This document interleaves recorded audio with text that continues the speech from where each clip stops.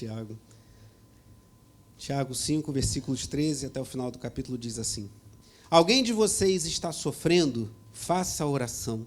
Alguém está alegre? Cante louvores. Alguém de vocês está doente? Chame os presbíteros da igreja, e estes façam oração sobre ele, ungindo-o com óleo, em nome do Senhor. E a oração da fé salvará o enfermo, e o Senhor o levantará. E se houver cometido pecados, estes lhe serão perdoados. Portanto, confessem os seus pecados uns aos outros e orem uns pelos outros, para que vocês sejam curados. Muito pode, por sua eficácia, a súplica do justo. Elias era homem semelhante a nós, sujeito aos mesmos sentimentos, e orou com fervor para que não chovesse sobre a terra. E por 3 anos e 6 meses não choveu. Depois orou de novo, então o céu deu chuva, e a terra produziu os seus frutos. Meus irmãos, se alguém entre vocês se desviar da verdade e alguém o converter, saibam que aquele que converte o pecador do seu caminho errado salvará da morte a alma dele e cobrirá uma multidão de pecados. Oremos. Pai amado e bendito, como é bom, Senhor, como eu testemunhava aqui, nos reunirmos como igreja, uma reunião simples, um grupo abençoado que ama te adorar, te louvar. Como é bom estarmos reunidos nessa manhã. Abençoa-nos agora, Senhor, na ministração da Tua palavra. É o Teu povo, como diz o cântico, é o Teu povo aqui presente, todos numa só voz, declarando que só Tu és santo. Que o Senhor seja exaltado, engrandecido, que Teu nome seja glorificado e que nós sejamos edificados no poder do Teu Espírito Santo nessa manhã. Em nome de Jesus. Amém. Os irmãos podem sentar.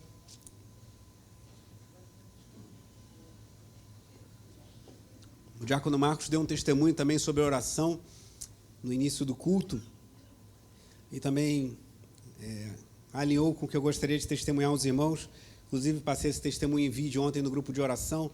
Vou compartilhar para os irmãos. Testemunho de um homem chamado Alexander Ogorodnikov.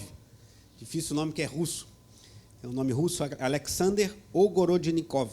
Ele era um pregador do Evangelho, um homem que pregava a palavra de Deus, que anunciava a Cristo na extinta União das Repúblicas Socialistas Soviéticas e, por representar de alguma maneira um risco ao regime comunista soviético, ele foi preso e enviado para a prisão na Sibéria. Sibéria, e no norte da Sibéria, é um lugar extremamente frio.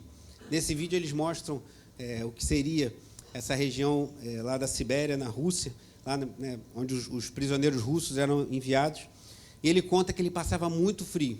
Ele era jogado numa cela, e certa noite ele foi jogado numa cela para passar a noite ali sozinho, e ele observou que o vidro da janela estava quebrado. Assim, eu não tenho ideia do que é o frio desse lugar. Provavelmente aqui ninguém tem a ideia, talvez um ou outro, porque é um frio, né, Paulo?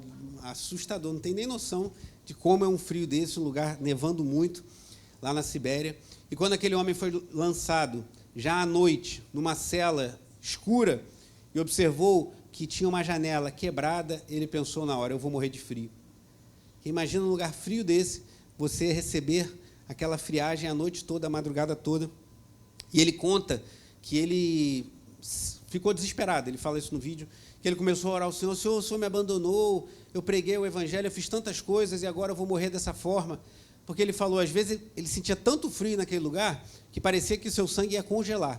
Imagina passar uma noite exposto à friagem num lugar como aquele. E ele pensou: é o meu fim. Começou a dizer que sentiu um desespero muito grande e pensou: não vou resistir essa noite, amanhã eu estarei morto.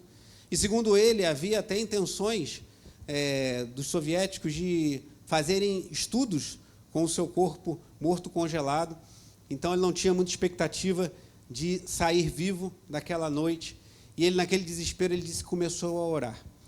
E aí conta no vídeo do Ministério Portas Abertas que lá nas Filipinas, um lugar bem distante da onde estava esse homem na Sibéria, uma irmã foi acordada de madrugada e sentiu o impulso de orar por um homem chamado Alexander, que ela sequer conhecia.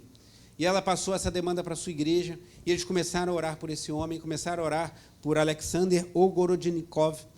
E esse homem disse que, enquanto os irmãos oravam, enquanto os irmãos clamavam, ele, naquele desespero, numa cela gelada na Sibéria, ele sentiu algo extraordinário. Ele disse que começou a sentir um calor no seu corpo. Ele disse que sentiu, quem vê o vídeo vai conferir isso, ele fala, ele mesmo dá esse testemunho, que ele sentiu como se tivesse alguém o abraçando, como uma mãe abraça um filho e o aquece com o calor do seu corpo.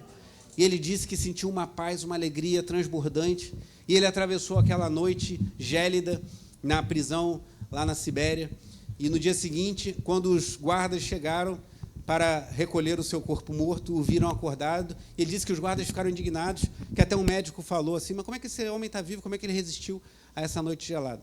E aquela irmã lá nas Filipinas, 6 meses depois, salvo engano, recebeu uma revista do Ministério Portas Abertas, a semelhança do que temos aqui. Inclusive, nós temos muitas revistas aqui que nós disponibilizamos para empréstimo. Elas ficam ali, aqui na saída do corredor. Se você quiser pegar e levar, ficar algumas semanas, alguns dias com ela, você pode pegar a revista e depois traga de volta. Conheça a realidade da igreja perseguida. Muitos cristãos, estima-se que mais de 300 milhões, é isso mesmo, salvo engano, 315 milhões cristãos hoje vivem em situação de perseguição, seja perseguição extrema, como em países como a Coreia do Norte, ou mesmo na China, a perseguição tem sido acentuada, seja uma perseguição mais amena, mais moderada. Então, esse homem, essa irmã lá nas Filipinas, pegou uma revista do Portas Abertas e bem na capa estava assim, orem por mim, e a foto de Alexander. E ela entendeu que o Espírito Santo tinha falado a ela antes que orasse por aquele homem, e aquele homem testemunhou do poder de Deus, irmãos. Que ele passou a madrugada num lugar extremamente frio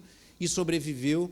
E, de forma surpreendente, ele foi liberto daquela prisão e continuou depois a pregar o Evangelho. E há vídeos dele já mais maduro testemunhando disso. Por que eu comecei essa mensagem com esse testemunho? Depois eu vou passar nos grupos de WhatsApp esse vídeo, quem tiver interesse em assistir. Porque hoje eu falarei sobre oração, irmãos. Tiago continua falando sobre oração. Semana passada eu falei dos versículos 13 a 15, e aqui no versículo 16 ele continua falando sobre a oração e a importância de nós orarmos uns pelos outros. Semana passada vimos esse texto, que é um texto difícil, talvez um dos textos mais difíceis do Novo Testamento, que ele fala que se alguém está doente, versículo 14, chame os presbíteros da igreja, e estes façam oração sobre ele, ungindo-o com óleo, em nome do Senhor, e a oração da fé salvará o enfermo, e o Senhor o levantará. Falei sobre esse texto, falei que não é o óleo que cura, não existe óleo ungido, e também, por isso, nós não oramos por pessoas em qualquer situação na igreja, mas entendemos que aqui o óleo é um símbolo da unção do Espírito Santo e do que Deus pode fazer a um enfermo que possivelmente não poderia vir à igreja. E só complementando a mensagem anterior, eu não falei algo, porque esse texto é usado pelos irmãos católicos romanos para fundamentar a extrema unção. E João Calvino, nas suas Institutas, no volume 4, capítulo 19, ele chama de um sacramento fictício, pois ele mostra que não há base nenhuma em usar esse texto para fundamentar a extrema unção. Então, se você quiser saber mais sobre isso, às vezes a pessoa tem interesse em se aprofundar um pouquinho, leia o volume 4 das Institutas. Se quiser ler tudo, pode ler, só tenha tempo, porque é muita coisa. Mas lá Calvino explica porque entende que esse texto não é base para a doutrina católica da extrema unção. E hoje chegamos ao versículo 16, que diz assim: portanto, confessem os seus pecados uns aos outros e orem uns pelos outros para que vocês sejam curados. Muito pode, por sua eficácia, a súplica do justo. Então, nessa manhã falaremos sobre oração. Primeiro, Tiago fala aqui sobre confissão de pecados, irmãos. Eu falei sobre esse texto na terça-feira de forma mais breve. Eu creio que João Calvino pensa assim, o reverendo Augusto Nicodemos também, que esse, portanto, embora não esteja em alguns textos gregos originais, ele faz sentido porque tem conexão com o que é falado antes. Tiago está falando de oração, no versículo 13 ele fala, está alguém sofrendo, faça oração, está alguém alegre, cante louvores. Depois ele fala de alguém doente, chamar os presbíteros para orarem e ungirem com óleo. Então, Tiago ainda está nesse embalo de falar sobre oração, e no versículo 16 ele fala, portanto, confessem os seus pecados uns aos outros e orem uns pelos outros. Primeiro ponto aqui, confissão de pecados. Algo que é muito ausente da igreja evangélica. Eu creio que nós, como evangélicos, construímos uma fé muito individual. Nós oramos, nós buscamos a Deus, nós jejuamos, isso é muito bom, devemos fazer isso, buscar a face de Deus, buscar a presença de Deus, confessar nossos pecados ao Senhor, isso é muito válido, mas eu creio que a gente perdeu muito dessa dimensão horizontal. Tem horas que a gente precisa chegar diante de alguém igual a nós, alguém de carne e osso como eu, como você, e confessarmos os nossos pecados, confessarmos nossas dificuldades, pedirmos oração, irmãos. Aí você pensa, mas eu posso orar direto, para que eu vou pedir oração? Paulo pediu oração. Paulo constantemente, para dar apenas um exemplo, pedia oração. Jesus, quando estava no Getsemane, pediu que os discípulos ficassem ali vigiando, e ele foi orar. Não é pecado você pedir que alguém ore por você, não é pecado você confessar os pecados, as suas lutas para alguém, só cuidado, como eu falava na terça-feira, cuidado com essa prática, porque confesse seus pecados para alguém que tenha maturidade e seja reservado o suficiente para não expor a sua vida para outras pessoas. Mas você encontrando alguém assim, você pode encontrar, você tem a liberdade para orar e pedir, eu tenho dificuldade, às vezes, de controlar a língua. O Tiago fala isso lá no capítulo 3, da gente controlar a língua. Então, de repente, você pode falar, ore por mim, porque quando alguém faz alguma coisa comigo, eu fico logo nervoso, e saio falando demais. Ore para que eu possa controlar a minha língua. Talvez você tenha uma dificuldade em ter domínio próprio, talvez você tenha dificuldade com a ira, talvez você tenha dificuldade com alguma coisa. O que ele nos orienta aqui claramente é confessar os nossos pecados uns aos outros. Também entendemos que esse versículo não sustenta a doutrina católica da confissão auricular ao sacerdote, pois ele fala não para confessar somente ao pastor, ao padre, ao sacerdote evangélico ou católico, mas confessar uns aos outros. E quando há na igreja, irmãos, essa liberdade para nós termos pessoas que nós confiamos e chegamos a ela e falamos, abrimos o nosso coração e pedimos, ore por mim, eu estou com dificuldade nessa área, ore por mim, que eu não estou conseguindo fazer isso, ore por mim, que eu não estou conseguindo honrar a Deus com essa questão, eu creio que o Espírito Santo tem liberdade para fazer maravilhas no meio do povo. Quando a gente confessa os nossos pecados, a gente está reconhecendo que nós somos falhos, irmãos. Quando a gente confessa os nossos pecados, a gente está confessando para alguém semelhante a nós que nós precisamos de ajuda. Isso é um sinal de humildade. Então, cuidado, como eu falei na terça-feira, não fale um pouquinho da sua vida para muitas pessoas, mas fale muito da sua vida para bem poucas pessoas.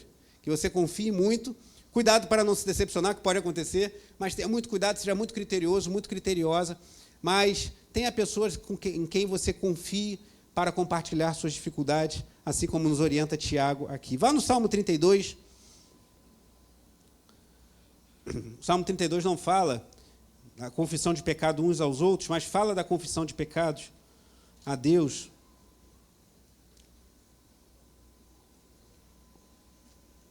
Salmo 32, versículos 1 a 6. Vou ler os versículos 1 a 4 e peço que a igreja leia em voz bem alta os versículos 5 e 6 do Salmo 32, um salmo de Davi, o rei poeta. Salmo 32, versículos 1 a 6. De Davi, um salmo didático. Bem-aventurado aquele cuja transgressão é perdoada, cujo pecado é coberto. Bem-aventurado é aquele a quem o Senhor não atribui iniquidade, em cujo espírito não há engano.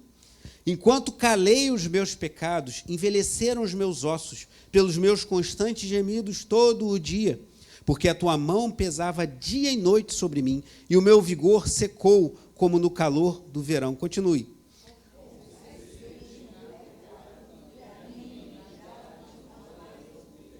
Eu disse,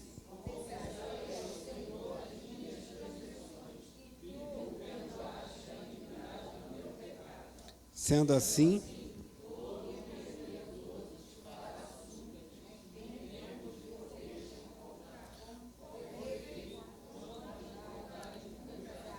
não o atingirão. Tiago não está falando da confissão de uns aos outros, mas está falando da confissão a Deus dos nossos pecados. Como isso é necessário, irmãos, como isso é precioso.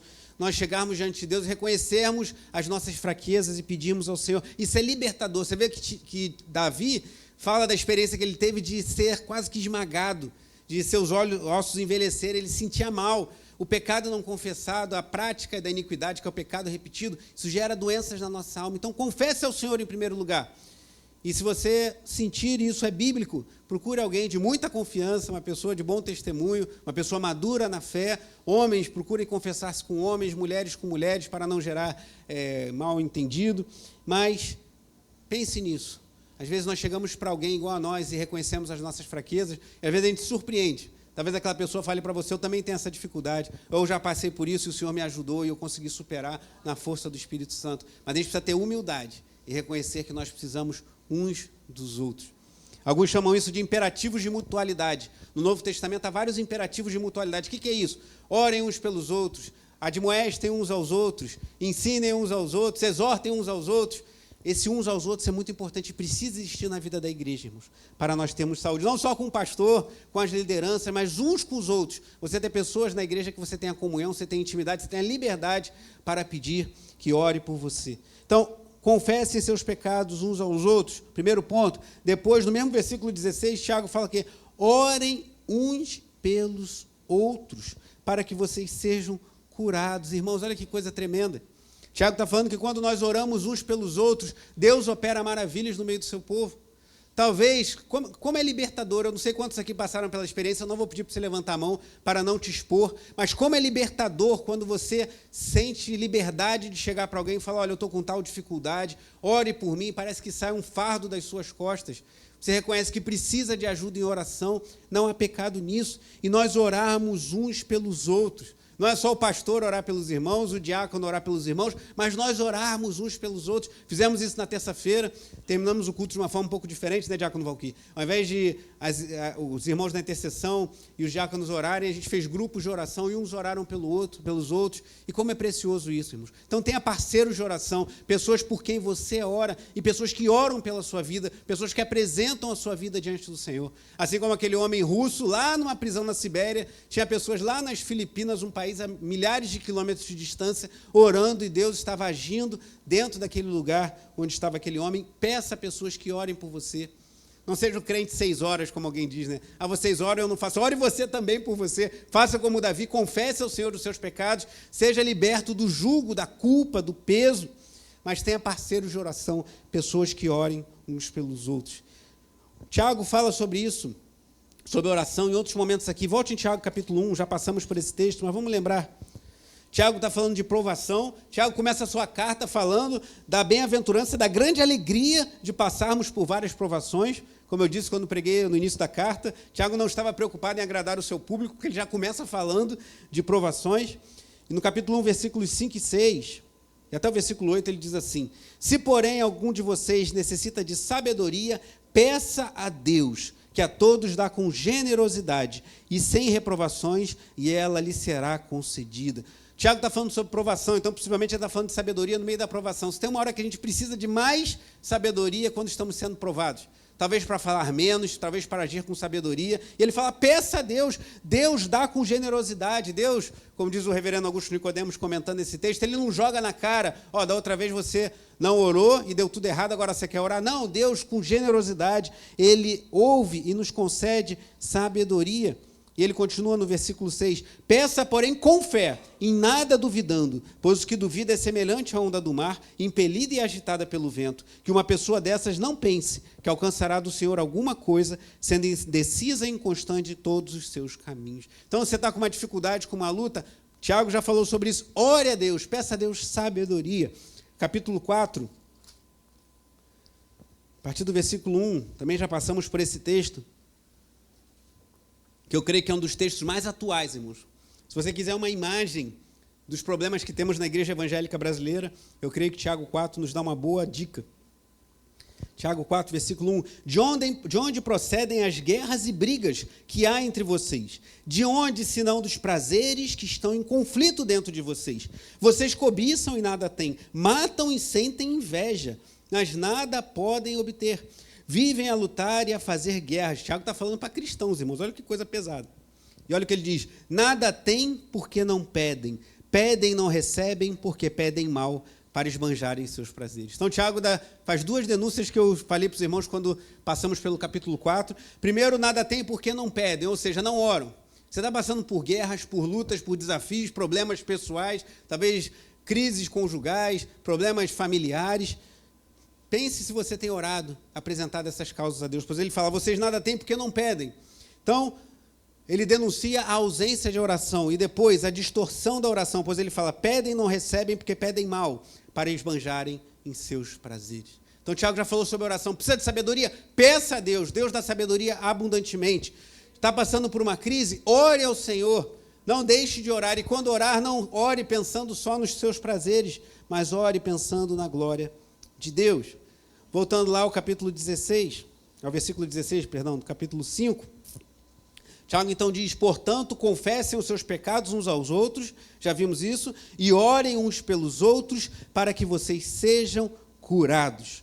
Muito pode, por sua eficácia, a súplica do justo. Olha que tremendo, irmãos. Tiago valorizando o poder da oração. Deus opera maravilhas quando o seu povo ora, irmãos. Quando nós oramos uns pelos outros, quando nós temos liberdade de confessar nossas dificuldades, nossos pecados uns aos outros, muito acontece, muita coisa acontece. Deus é glorificado no meio do seu povo, a gente é assistido pelo Senhor. Ele fala isso, muito pode, por sua eficácia, a súplica do justo. Creia nisso. Ore ao Senhor crendo que nem sempre Deus vai fazer o que queremos. Nem sempre Deus vai atender aos nossos pedidos, mas a súplica do justo é eficaz, irmãos. Creia nisso, por isso que nós temos que orar, por isso que nós temos que estar reunidos em oração, como temos estado às terças-feiras, aos sábados em que temos reunião de jejum, você com a sua família, no seu culto doméstico, na sua oração familiar, você no seu devocional, precisamos orar e crer que Deus ouve, que é eficaz a súplica do justo. E aí o terceiro ponto, terceiro e último. Primeiro, Tiago fala da confissão de pecados. Segundo, Tiago fala do poder da oração e da importância de orarmos uns pelos outros. E terceiro, ele fala da eficaz súplica do justo, e ele dá um exemplo marcante das Escrituras, que é do profeta Elias.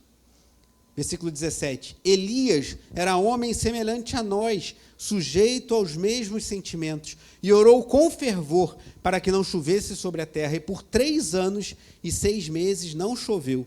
Depois orou de novo, então o céu deu chuva e a terra produziu os seus frutos.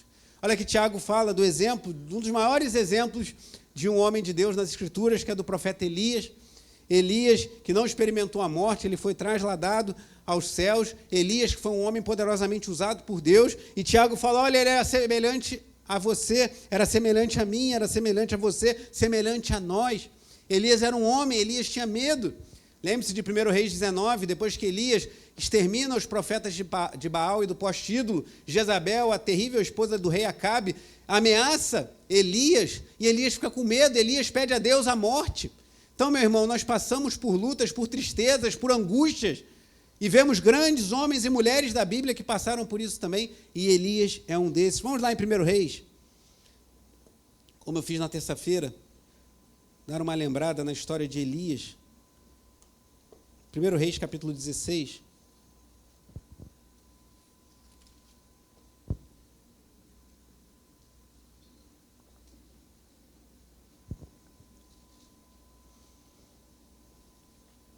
Reis 16, a partir do versículo 29.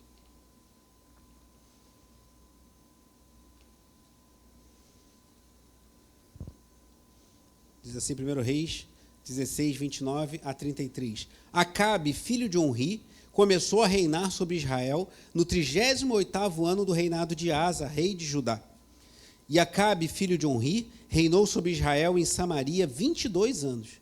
Acabe, filho de Onri, fez o que era mal aos olhos do Senhor, mais do que todos os reis que vieram antes dele. Como se fosse pouca coisa andar nos pecados de Jeroboão, filho de Nebate, Acabe foi mais longe e tomou por mulher Jezabel, filha de Etbaal, rei dos Sidônios, e foi, serviu Baal e o adorou. Levantou um altar a Baal no templo de Baal, que tinha edificado em Samaria. Acabe fez também um poste da deusa Azerá, de maneira que cometeu mais abominações para irritar o Senhor, Deus de Israel, do que todos os reis de Israel que vieram antes dele. Vai até o capítulo 21, apenas um versículo 25. Olha o que a Bíblia fala desse rei Acabe. 21, 25. Diz assim, nunca houve ninguém igual a Acabe, que se vendeu para fazer o que era mal aos olhos do Senhor, porque Jezabel, sua esposa, o instigava. Esse era o rei que reinava nos dias do ministério de Elias. Um rei mau, um rei idólatra, um rei que trouxe adoração a outros deuses para o povo de Israel. E aí surge Elias, aqui no capítulo 17, vai no capítulo 17, versículo 1, diz assim, então Elias, o tesbita, dos moradores de Gileade, disse a Acabe, tão certo como vive o Senhor Deus de Israel, a quem eu sirvo, não haverá orvalho nem chuva nos próximos anos, a não ser quando eu disser. Então a palavra do Senhor veio a Elias, dizendo: saia daqui, vá para o leste e esconda-se junto ao ribeiro de Querite, nas imediações do Jordão. Você beberá água do ribeiro, e eu ordenei aos corvos que sustentem você naquele lugar. Elias, diante da idolatria de Acabe e de sua esposa Jezabel, como aprendemos lá em Tiago, o texto aqui não fala que ele orou, mas Tiago nos revela isso. Elias orou com fervor e Deus cerrou os céus. Deus fez com que não caísse chuva por 3 anos e meio. Irmãos, imagina você ficar sem chuva por 3 anos e meio. Imagina numa região desértica como lá a região da Judéia, ficar sem chuva. Mas Deus sustentou Elias. Deus sustentou Elias no ribeiro de Querite. Depois a água cessou lá. Deus levou Elias para a terra de Sidom, para a terra de Jezabel, e o sustentou lá. Deus sustenta os seus, irmãos, mesmo em meio à seca. Elias orou, Elias clamou, e Deus fechou os céus. E Tiago usa esse exemplo para nos estimular a oração. E diz mais, como vimos, Elias era homem semelhante a nós, irmãos. Elias não era um super-homem, Elias não era um homem que não sentia dores, Elias não era alguém que vivia uma vida super espiritual, ele era um homem com lutas, com dificuldades, como eu e como você, mas ele orou, clamou a Deus e os céus se fecharam. Elias também era alguém que conhecia a palavra de Deus. Vá comigo lá em Deuteronômio, capítulo 24, se quiser marque aí 1 Reis, que a gente vai voltar nesse texto daqui a pouco. Mas Deuteronômio 28, aquele texto conhecido, que fala das bênçãos decorrentes da obediência e das maldições decorrentes da desobediência. Quinto livro da Bíblia, Deuteronômio. Como os irmãos sabem, é um dos livros que eu mais amo das Escrituras. Deuteronômio, capítulo 28, apenas o versículo 24. Deuteronômio 28, 24, falando dos castigos, das maldições decorrentes da desobediência.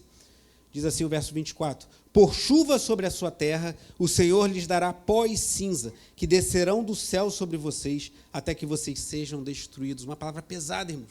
Mas Elias conhecia a palavra de Deus. Ele sabia que uma das manifestações de juízo de Deus sobre o seu povo, quando o povo desobedecia, era não ter chuva. E o texto não fala isso claramente, mas eu creio que, firmado nisso, Elias ora a Deus e Deus cerra os céus. Além disso, Baal era o Deus das chuvas. Então, quando não chovia, ali Deus estava humilhando Baal. Como veremos à noite, que a libertação do Egito não foi somente Deus pegar o seu povo, tirar do Egito e levar para o deserto rumo a Canaã, mas Deus estava ali humilhando os deuses do Egito. Deus ali estava mostrando a sua soberania e fazendo com que, inclusive, egípcios viessem a crer no Senhor. Então, Deus humilhou Baal. Por meio do ministério de Elias, Deus não só cerrou os céus, mas Deus estava mostrando quem é o verdadeiro Deus, que é o Senhor, e não Baal. E Elias conhecia essa palavra. E o que acontece na sequência? Depois dos 3 anos e meio, aquele embate no Carmelo, Elias desafia os profetas de Baal e do poste-ídolos, e eles se encontram, e há uma preparação, um holocausto, e ali Elias fala para que os profetas de Baal clamassem a Baal, e eles ficam por horas a fio, dançando, cantando, e nada acontece.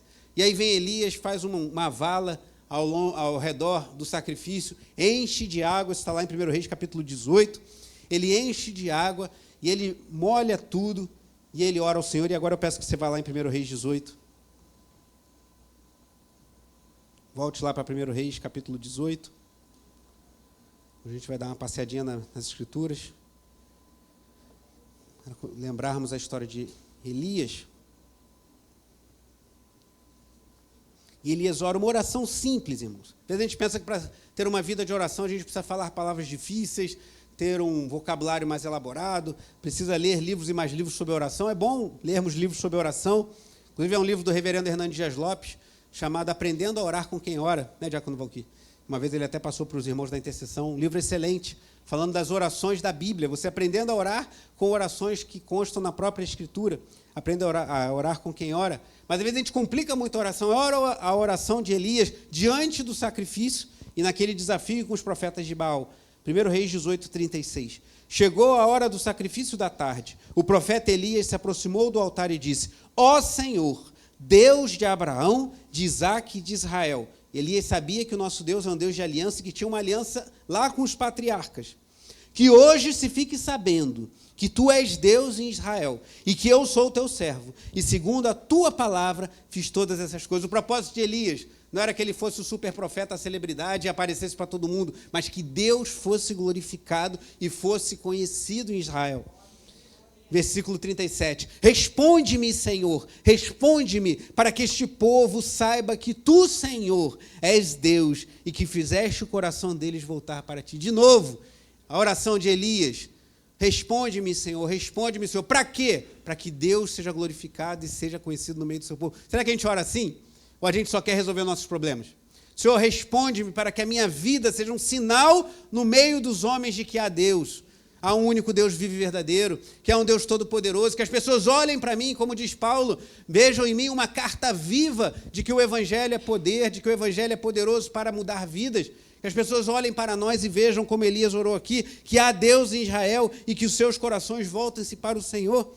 E o que diz o verso 38? Então caiu o fogo do Senhor e consumiu o holocausto, a lenha, as pedras e a terra, e ainda lambeu a água que estava na vala. Quando o povo viu isso, todos se prostraram com o rosto em terra e disseram: o Senhor é Deus, só o Senhor é Deus. Então Elias disse: prendam os profetas de Baal, que nenhum deles escape. Eles o prenderam e Elias os fez descer até o ribeiro de Quizon e ali os matou. Então Elias disse a Acabe: suba, vá comer e beber, porque já se ouve o barulho de abundante chuva. Acabe subiu para comer e beber, mas Elias subiu até o alto do Carmelo. Olha só, subiu para orar. Ali, encurvado para a terra, pôs o rosto entre os joelhos e disse ao seu servo: vai e olhe para o lado do mar. Ele foi, olhou e disse: não vi nada. Então Elias disse: volte, e assim por 7 vezes. Na 7ª vez o servo disse: eis que se levanta do mar uma nuvem pequena, como a palma da mão de um homem. Então Elias disse: suba e diga a Acabe: apronte o seu carro e desça, para que a chuva não o detenha. Em pouco tempo o céu escureceu com nuvens e vento, e caiu grande chuva. Acabe subiu do carro e foi para Jezreel. A mão do Senhor veio sobre Elias, que cingiu os lombos e correu na frente de Acabe até a entrada de Jezreel. Elias, mesmo sabendo que Deus tinha uma promessa, ele orou, irmãos. Elias conhecia a palavra de Deus. Elias conhecia que Deus podia fechar os céus pelo pecado do seu povo. Elias viu a manifestação da glória de Deus descendo com poder e consumindo todo aquele holocausto. Mas Elias fez o quê? Botou o rosto entre os joelhos e orou. E pediu ao céu: vai lá ver. E depois da 7ª vez, ele viu que a chuva viria e a chuva veio. Crermos. E Tiago usa esse exemplo para nos estimular à oração. Precisamos conhecer a palavra de Deus. O último texto para nós concluirmos. Avance um pouquinho na sua Bíblia, alguns livros à frente, 2 Crônicas 7. Conhecemos muito o versículo 14, que vamos ler, mas eu queria que você lesse também o versículo 13. 2 Crônicas 7, 13 e 14.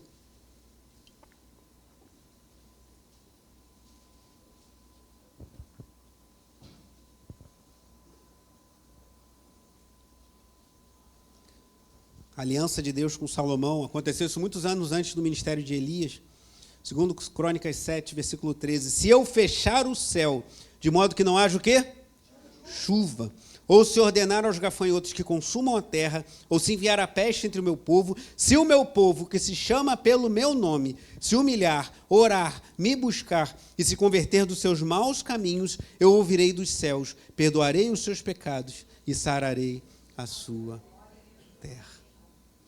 Possivelmente Elias conhecia, certamente, o texto de Deuteronômio 28, 24, e ele sabia que Deus fechou os céus por causa do pecado do povo. E conhecia também, 2 Crônicas 7, que Deus diz: se eu fechar os céus, e depois o povo, que se chama pelo meu nome, se humilhar, orar, buscar e se converter dos seus maus caminhos, eu ouvirei dos céus. Deus ouviu dos céus, desceu aquele fogo, e aí Elias foi orar e clamar a Deus, e Deus mandou a chuva depois de 3 anos e meio de seca.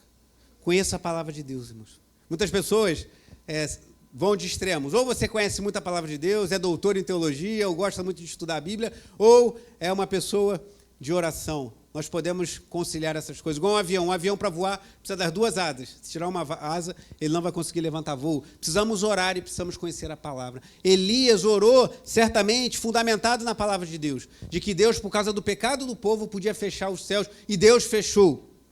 Mas quando o povo reconheceu que só o Senhor é Deus, quando Deus manifestou a sua glória, quando o povo tirou os sacerdotes de Baal e do poste-ídolo, Deus perdoou os seus pecados e veio a chuva. Oremos ao Senhor, irmãos. Peçamos ao Senhor que nos abençoe. Há uma lenda, não é uma lenda, é uma história que não sabem se é verdade, que o reverendo Augusto Nicodemos conta, que esse Tiago que escreveu a epístola, ele era um homem muito dedicado à oração. E um homem chamado Egésipo, um judeu cristão do século II, diz que Tiago costumava entrar no templo de Jerusalém e ajoelhar-se em oração por um longo período, pedindo o perdão de Deus para os judeus, a ponto de ter desenvolvido calosidades no joelho, que ficou como de um camelo.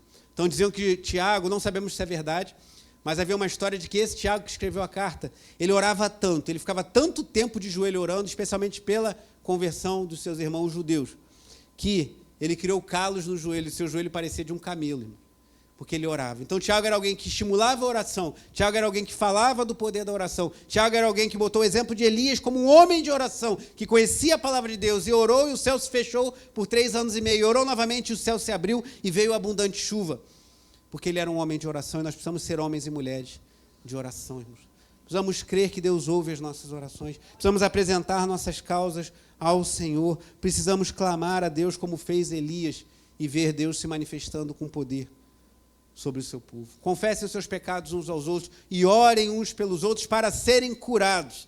Talvez a cura que você está buscando numa medicação ou num tratamento, não que você não possa fazer uso de medicação, nem num tratamento, isso também seja um tratamento psicológico ou psiquiátrico, isso tem o seu lugar e nós não condenamos isso, mas talvez a cura de muitos dos nossos problemas seja bem mais simples. Nós confessarmos nossos pecados ao Senhor, como Davi faz no Salmo 32, e confessarmos nossos pecados uns aos outros, e orarmos uns pelos outros, e cremos que muito pode a súplica de um justo.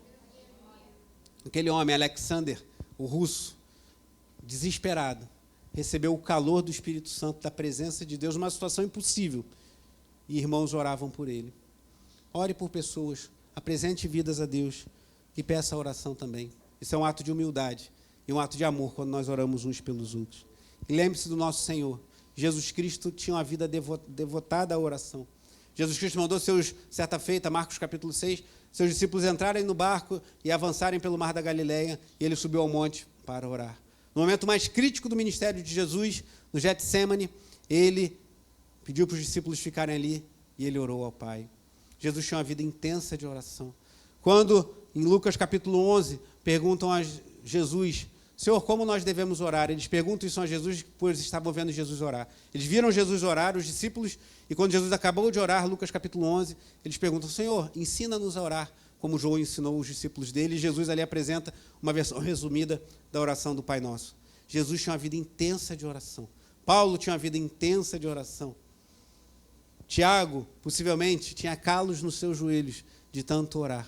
Precisamos orar mais, irmãos. Eu preciso orar mais. Eu creio que você também precise orar mais. E precisamos ter humildade de pedir oração. Ore e peça oração. Eu tenho pensado e pedido aos irmãos, e quero fazer mais isso, que você ore pelos cultos. A cada semana, durante a semana, ou na sexta, ou no sábado, ore pelos cultos de domingo. O Senhor abençoa quem vai ministrar o louvor, abençoa os diáconos, abençoa o serviço de culto, abençoa os irmãos que trabalham com as crianças, abençoa a pregação da Tua Palavra, abençoa a aula da escola dominical. Nós precisamos orar para que Deus se manifeste com poder em nosso meio. Semana após semana, ore. Quando o diácono Valquíria eu o convido para orar, ele não pega a Bíblia em qualquer lugar. Ah, pastor, vou pregar isso aqui. Ele ora, ele busca de Deus, eu sei porque eu o conheço. E outros irmãos aqui que pregam também, eu também busco de Deus em oração. Nós precisamos orar, irmãos. Ore ao Senhor pela sua vida, ore pela sua família e creia que muito pode a súplica do justo. Fique de pé, vamos terminar orando, depois vamos orar por